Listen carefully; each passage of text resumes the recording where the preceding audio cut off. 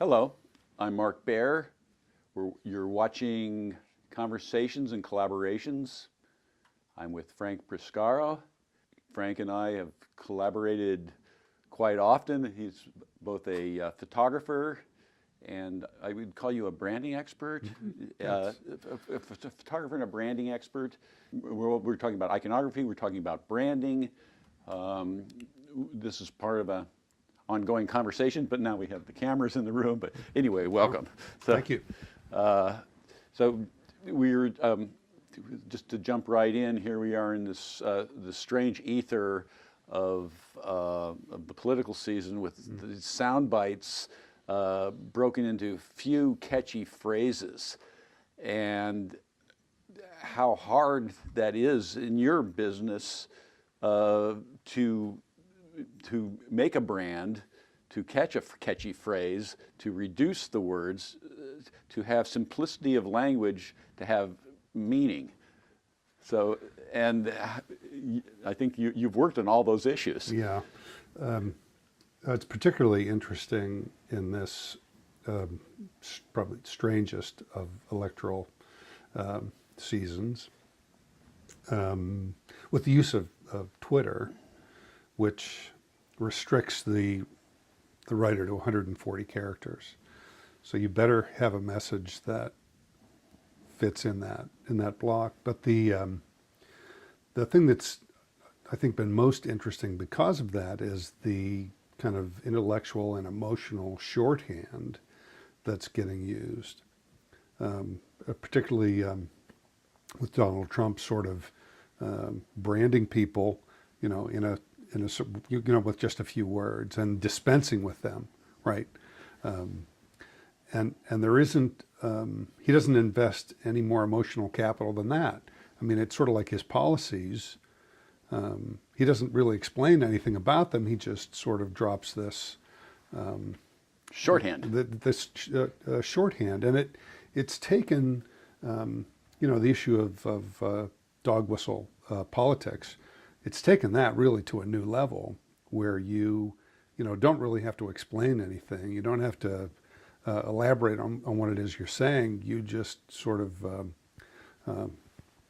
put this piece of tape over the other person's face, and you're done with it. So it's I think going to be more challenging, and part of the issue is our attention spans seem to be getting shorter.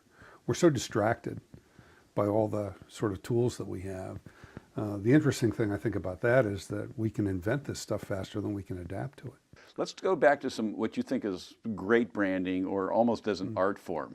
And so let's show how it's really what you think is great. What are the case studies when you sit with a client that you sometimes say, look how well this worked? I think the one great shining example, certainly in the technology space, is Apple, and that's a brand that I had the chance to work on several times, primarily in its ascendancy. I sort of got to watch the evolution of that brand at close range, and as the brand has become more and more well known, it enjoys the luxury of not having to communicate a whole lot about who it is and what it is.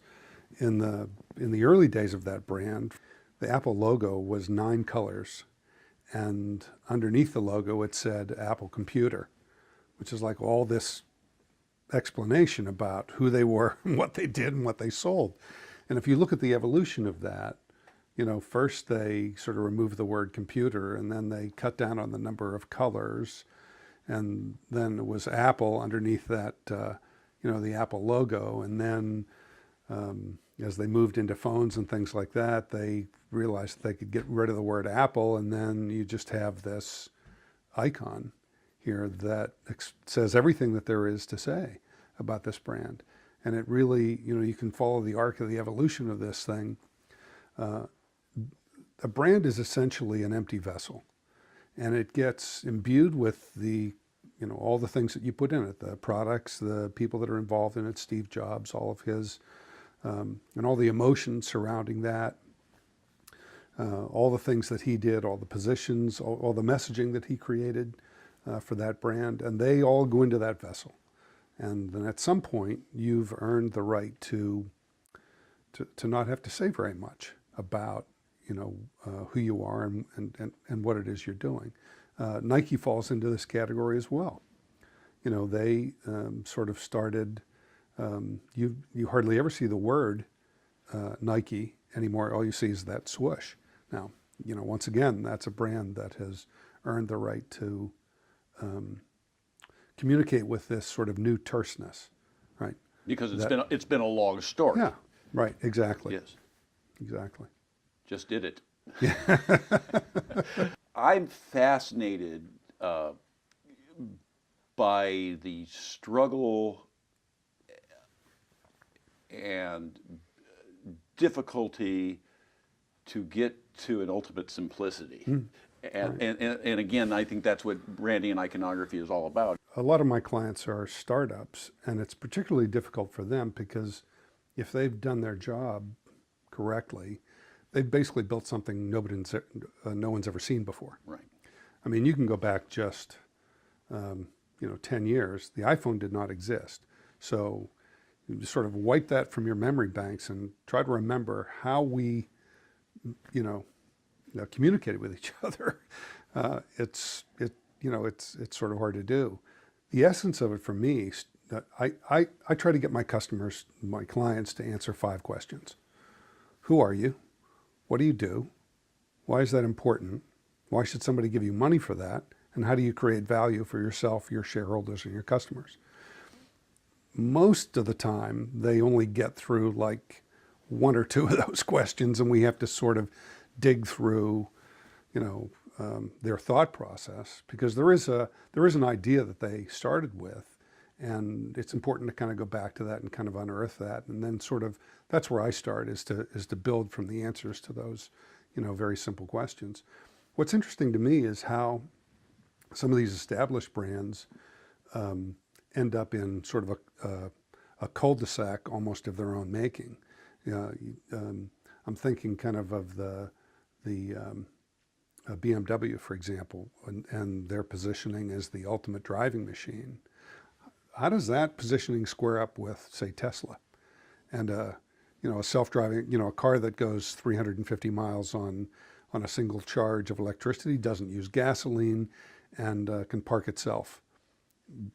How do those 2 things? How do you square those things up? What do you have to do if you're BMW to maintain that image, that position, right? And so how do they? Well, I think that's if they'd like to pay me to figure that out, yeah.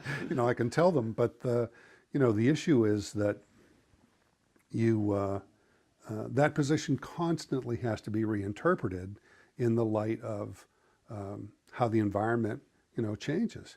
And I think the interesting thing is that you can build a brand yourself, but you are always going to be subjected and subject to the expectations that get created in the marketplace, not necessarily by you, but by other competitors, outside events,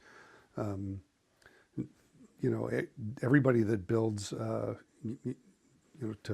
continue in the vein of the automobile companies, every one of these companies that has built a gasoline or diesel-powered car is now going to come to grips with the fact that maybe they should be building an electric car, and everyone is going to have to eventually come to grips in another generation or so with a self-driving car. Yes. And how does that development square with all the messaging and all the branding? How does that square with the brand that you've built? I mean, if the car is self-driving, is it still the ultimate driving machine? If you're sitting in the back seat reading a book, I mean, that whole sort of, and it's an odd sort of, paradox. I mean, cars are sold in ways that they can't possibly be driven, right? I mean, I don't get in my car and say, well, let's go like slide across the desert at 100 miles an hour and raise across. I like to do that on 101. Yes. It's just really excites the other drivers. But that's got nothing to do with reality, right? And so how do you sort of create that image and that brand? So you're creating a fantasy which works in a brand, but how come, what happens now that we've, like last week with Brexit, you've created a brand and a fantasy that has dire implications and creating it around a nostalgia that never was. The thing that people forget is that advertising is not real. Okay, I mean, there's so much of it, right? That we're so thoroughly bombarded with it, but it's not real. It's something that somebody wants you to think or believe, right? And it's interesting. I think the Leave campaign also used the same sort of technique that Trump uses, which is, their slogan was, take your country back. The ironic thing about that is that that's exactly where the country may end up, is back someplace. But not with the nostalgia that ever existed. No, of course not. Yes. So this is, so this stuff is really, it helps to have a great brand with a great product behind it.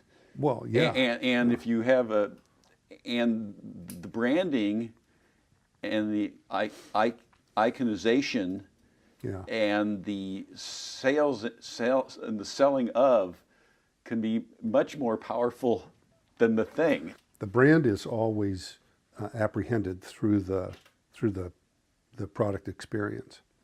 One of the great blunders sort of going on in the communications business is the job that the airlines are doing to sort of get you to feel good about flying in their planes. I just saw a very lofty Delta commercial with Sutherland, reciting this sort of haiku kind of poetry about how wonderful these beautiful shots of planes going off into the sunset. How does that square up with your experience in row 38E in the middle seat for plastic? Yeah, for 6 hours. Yeah, I mean it's so completely insanely divorced from the reality of it. And then when does that become a problem?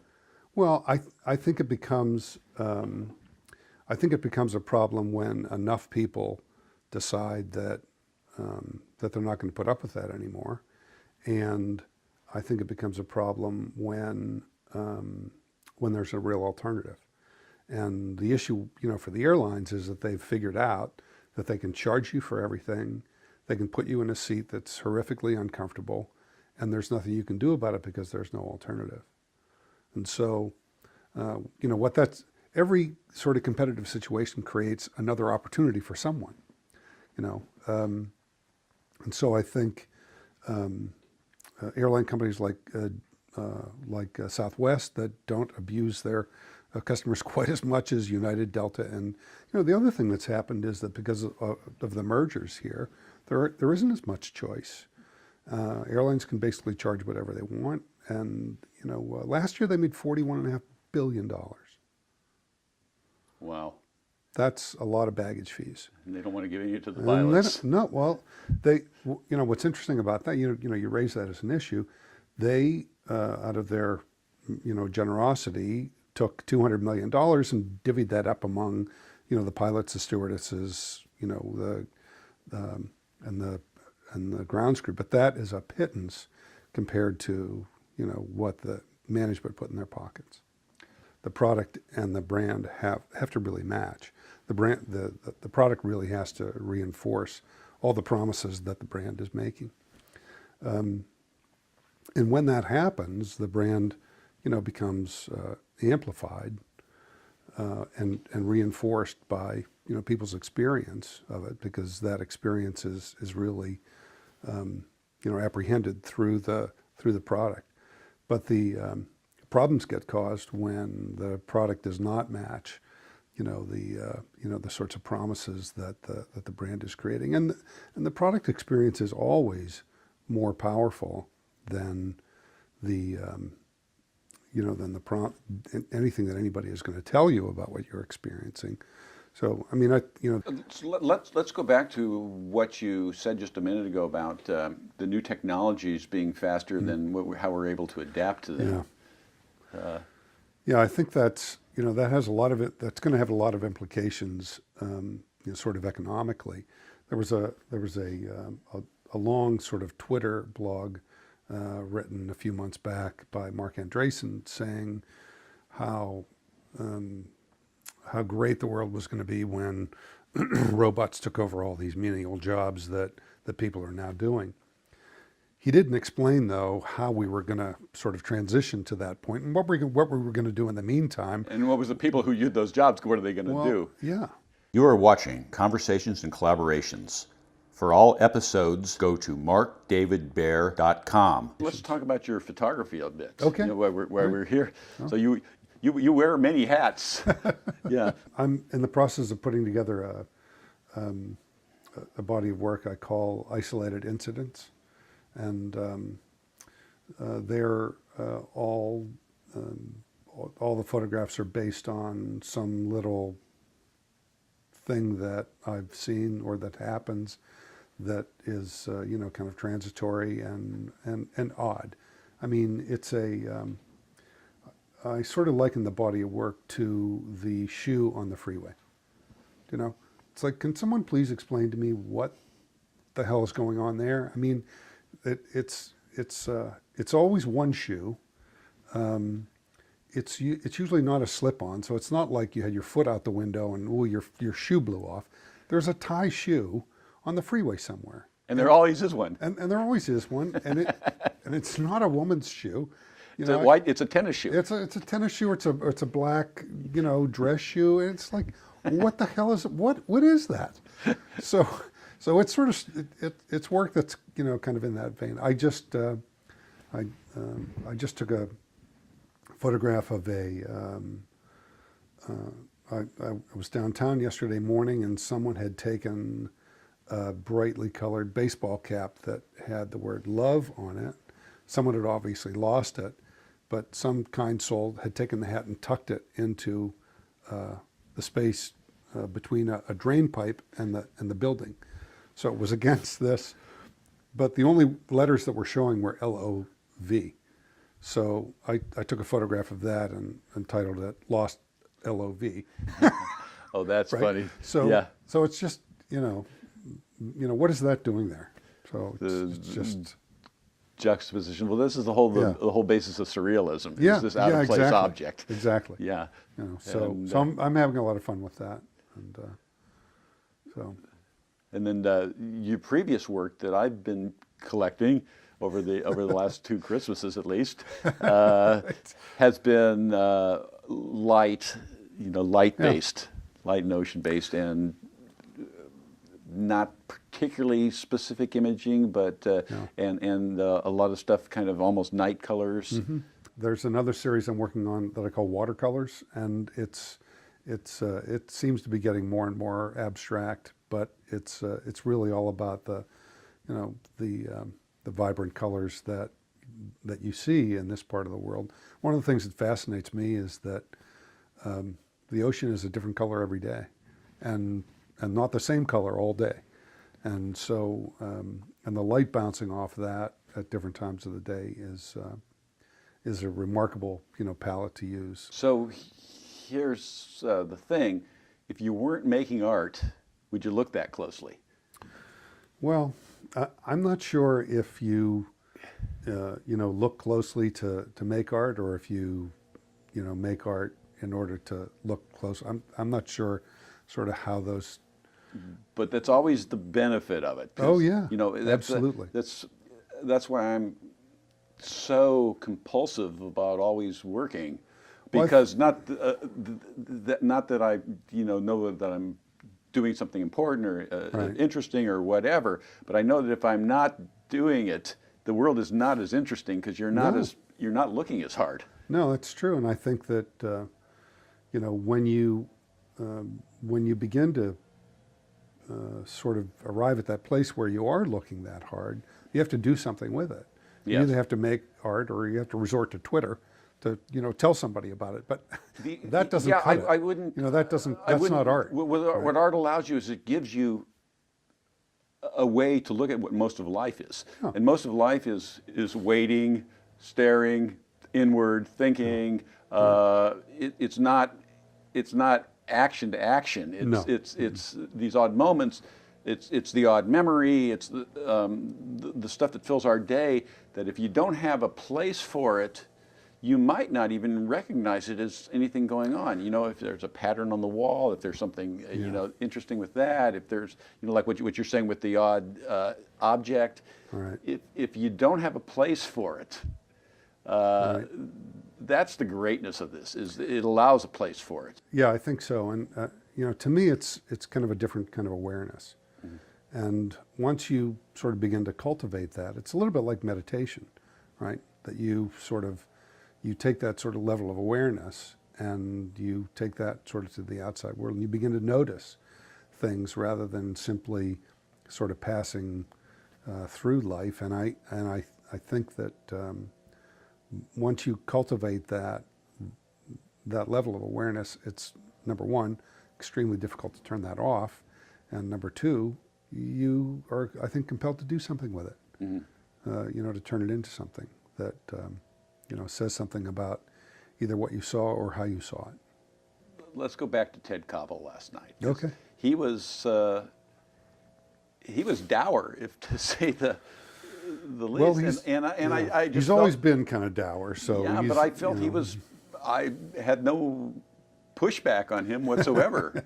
We're losing our capacity for critical thinking. What he said about this being a republic and not a democracy, and what happens when everybody is, all voices are equal, and a distrust of the expertise, and the fact that the only difference between an expert as the news person is that they spend their 12 hours. That's all they do. Yeah, It's not that they're smarter or better, or I thought that was an interesting statement that he made. The paradox that I see is that there's a great deal of inequality in the society, but there's also this impetus that technology has provided to create a lot of equality, right? And the equality is sort of this faux equality. Everybody's a publisher, everybody's a photographer, everybody's a musician, right? So, But they're not. but they're not. Yes. They're not. Yeah. Just because you have a camera. Everybody's famous in their own head now. Yeah. I mean, just because you have a camera on your phone doesn't make you a photographer. I mean, that's Because you got 2,000 followers doesn't make you famous. No. Well, it might make you famous, but I'm not sure the currency of that Yeah.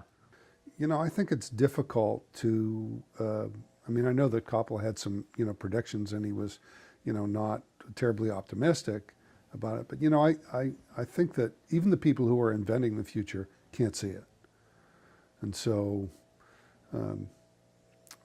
I think you can either be optimistic or pessimistic, and whichever you And that's you just, might be and, right. And that's just our lens, because nobody really knows. No, nobody does really. Yeah. know. That's sort of why That's why they play the games. And just kind of want to end here with the importance of knowing something about history. If you don't know something about history, if you can't see the rhymes, how dangerous a world is.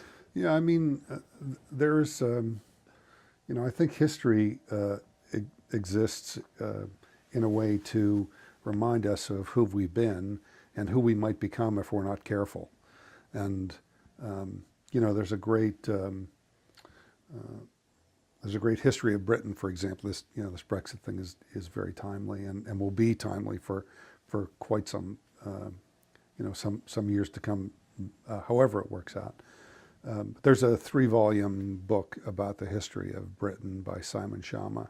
And if you read that book, you will be astonished that anyone is left alive in that country because of all the years, decades, centuries of conflict in that little country.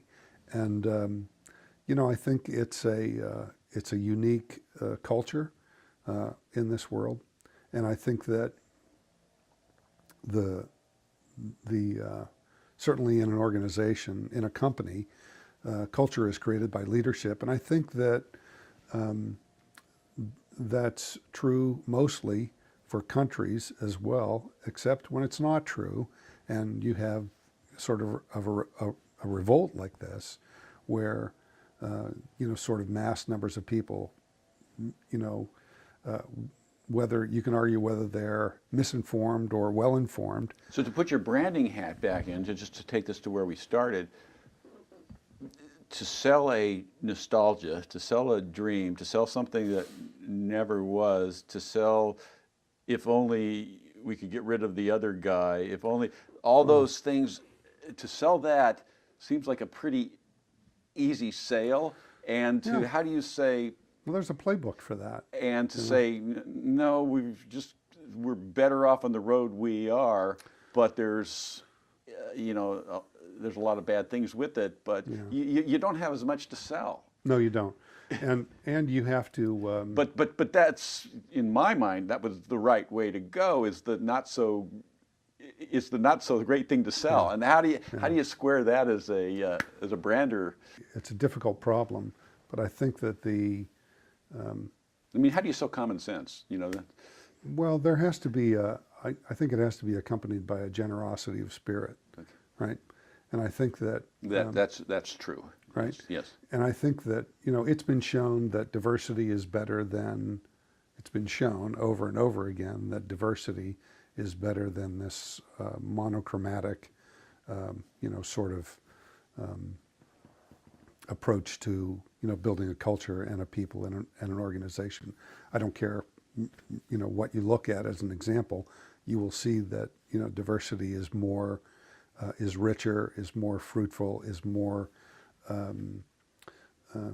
it drives more innovation, it drives more creative thought. Just by I don't care what you're built. I don't care if you're making a meal or a sneaker. Putting a little spice in it, a little diverse, a little creativity is better, right? And but you have to have a generosity of spirit to be able to accept that, and to not to resist the impulse to blame somebody else and make them a scapegoat for your problems. If you're coming from a place where you feel put upon or taken advantage of, it's very, very difficult to rise above that and to cultivate that generosity of spirit, to say, maybe it's not such a bad idea for us to be associated with people and, be friends with people that we've been at war with for the last 2,000, 4,000 years or whatever. Maybe we should figure out how to live together with them. And again, with the knowledge of history, is why the European Union came into being in the first place. Exactly. There's a whole history, and when the history is forgotten, you start unraveling things. Right. Anyway, soon you and I will be back together and creating some more absurdity. And I look forward to that. Yeah, we'll, that's always fun. Yeah. So that's. Anyway, Thanks for having me on. This is an ongoing conversation. I'm Mark Baer. I'm with Frank Priscaro. You're watching Conversations and Collaborations, and we'll be back next time. I hope you've enjoyed this episode of Conversations and Collaborations. For all episodes, go to markdavidbaer.com. See it now. Don't wait.